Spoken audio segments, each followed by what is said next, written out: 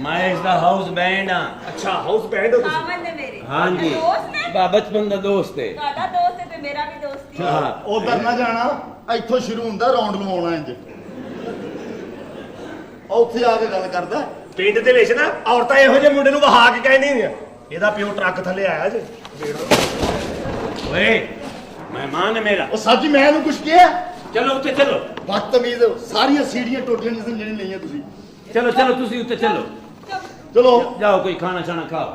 ਜਾਨੋ ਜੀ। ਮੈਂ ਤੁਹਾਡੇ ਕੋਲ ਇੱਕ ਗੱਲ ਪੁੱਛਣੀ ਸੀ आर्डर लाओ ਕੀ ਗੱਲ ਹੈ ਇੰਨੇ ਦਿਨ ਹੋ ਗਏ ਨੇ ਮੈਂ ਰਾਤੀ ਰੋਟੀ ਗਰਮ ਕਰਕੇ ਰੱਖਣੀ ਹੈ ਤੁਸੀਂ ਖਾਂਦੇ ਹੀ ਨਹੀਂ हर 2 मिनट बाद बंदा नहीं खा चलो तुसी उत्ते चलो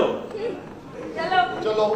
ਬੜੀ ਰੋਟੀ ਖਾਂਦਾ ਹੈ, ਤੂੰ ਬੜੀ ਰੋਟੀ ਖਾਂਦਾ ਹੈ। ਮੂੰਹ ਤੇਰਾ ਫੇਰ ਉੱਜਦਾ ਹੀ ਹੈ ਇਹ ਰੇ ਭਾਬੀ ਥੱਲੇ ਆ ਜਾ ਤੂੰ ਕੀ ਹਰ ਵੇਲੇ ਉੱਤੇ ਚੜੀ ਰਹਿਨੀ ਯਾਰ ਖਲੋਤੀ ਨਹੀਂ ਤੇ ਵੇਖ ਨਜ਼ਰ ਨਹੀਂ